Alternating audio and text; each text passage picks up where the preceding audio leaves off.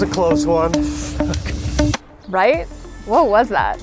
Guys, it should go without saying, but if you're jumping, make sure there are no other kiters downwind of you. Those previous clips showed some pretty close calls that could have ended really badly. By jumping too close to other riders, you risk tangling up your kites and ruining your session, but more seriously, you could injure yourself or the other rider. According to the International Kiteboarding Organization, to jump, a kiteboarder must have a clear safety zone of 50 meters downwind and 30 meters upwind.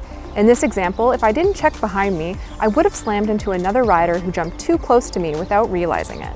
So that was just one rule of kiteboarding etiquette, but what about the others? According to ICAO, if you believe that drivers of motorcycles and cars should know the rules of the road before they start driving, then you probably also believe that kiteboarders should know the rules of kiteboarding both on and off the water. Here are 8 rules of kiteboarding as suggested by the ICAO. Whether you're new to the sport or a seasoned kiter, these serve as a great reminder of how we can keep each other safe, avoid bad situations, or bans at our local beaches. Rule number 1, the rider entering the water from the beach has the right of way over the incoming rider. Now this one is a little counterintuitive, as you may expect it to be the other way around. But given that kitesurfing accidents tend to happen more often on the beach, it kind of makes sense. Rule number 2, the starboard rider, the rider traveling to the right, has priority over the oncoming rider and should keep his course, speed, and heading to allow the other rider to avoid him.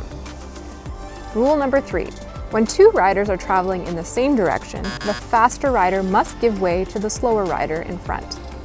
When someone is trying to overtake you from behind without you realizing it, this may be especially dangerous as you may move your kite into theirs. Rule number 4, the rider surfing a wave has priority over the one who is jumping or going in the opposite direction. Rule number 5, right of way must be given to other ocean and beach users. The kiteboarder must travel downwind of them. Depending on a wind direction and local geography, oftentimes beach users will be downwind of you, so make sure to stay far away from them and ride in the dedicated kitesurf zones.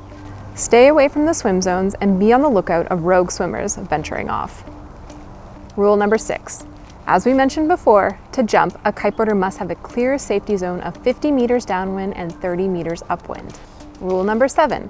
When 2 kiteboarders are on land at the same time, one kiter is preparing to enter in the water and the other one is ready to land, both proceed and keep clear from each other. Rule number 8, the golden rule. If you're passing upwind, keep your kite high, and if you're passing downwind, keep your kite low. It's important to keep in mind that these 8 rules listed by the ICAO are pretty general and that there may be local variations. Bottom line, you always want to follow local protocols, and if you're new to a spot, it's never a bad idea to talk to the local riders to make sure you understand the rules of the spot. All right guys, keep it safe. Thank you so much for watching, and we'll see you next time. Bye.